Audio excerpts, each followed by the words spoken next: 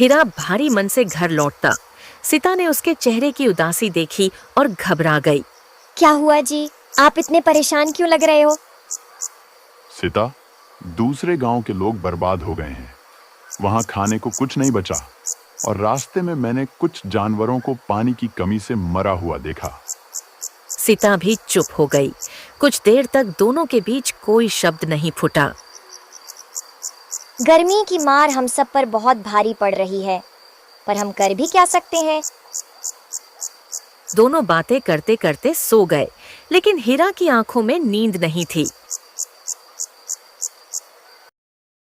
कुछ महीने बीत गए। सुखा अब विकराल रूप ले चुका था। सीता, अब क्या करे? पानी तो दूर दूर तक नहीं है और यह गर्मी जानलेवा होती जा रही है। आप एक काम करो, नदी के उस पार जाओ। शायद वहां कोई गांव हो जहां हमें पानी मिल सके।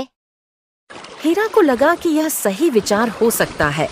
उसने तुरंत नाव निकाली और नदी पार करने लगा।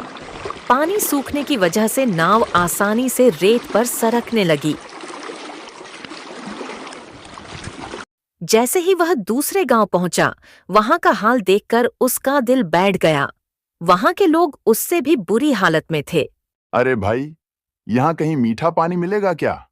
मेरी बेटी बहुत प्यासी है। यहां किसी के पास पानी नहीं है।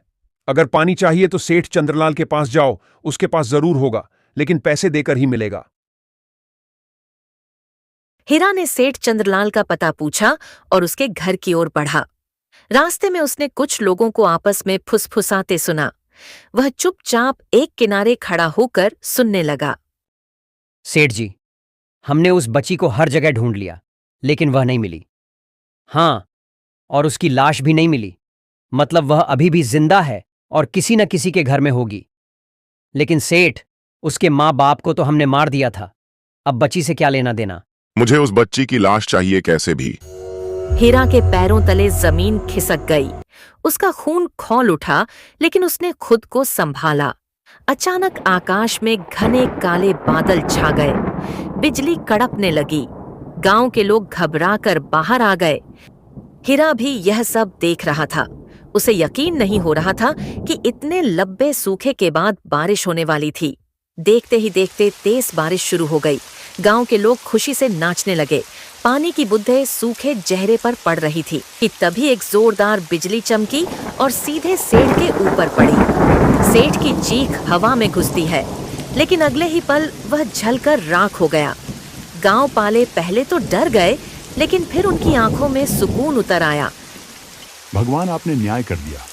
मेरी बेटी के माता पिता के हत्यारे को आपने सजा दे दी। इसके बाद वह खुशी खुशी नाव में बैठकर अपने घर की ओर निकल पड़ा।